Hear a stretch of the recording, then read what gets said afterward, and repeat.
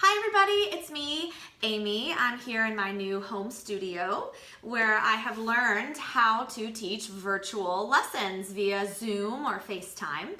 Now, if you had asked me a month ago for a virtual singing lesson or acting lesson, I would have probably told you no, because I'm a very hands-on teacher and I teach and learn very kinesthetically. So the idea of using a computer and technology to learn how to sing was something that I wasn't really excited about doing.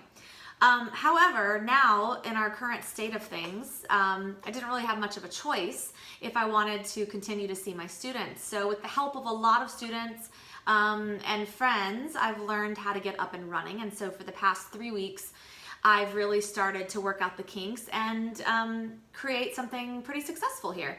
So most of my students from my studio have transferred and are now virtual students, but I've had a lot of questions from folks about what is the process? How do you learn online? How do you sing online?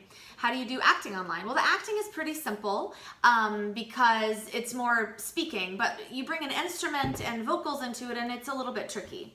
So first of all, here you can see this is my computer and this is where I have my Zoom kind of set up right here.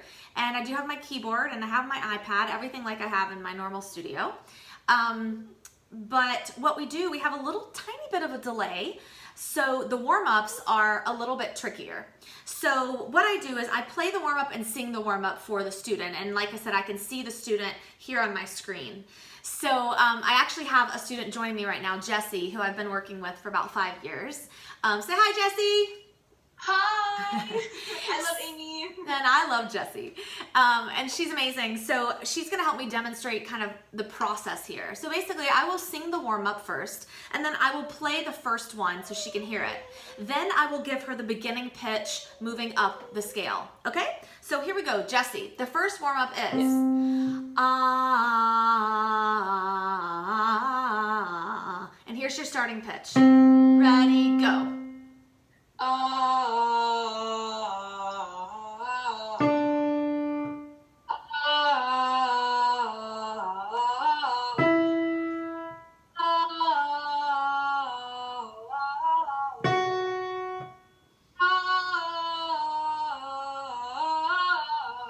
right, let's try another, Jessie. Let's try fa, fa, fa, fa, fa, fa, fa, fa, fa. Here we go. 1, 2, starting on the F.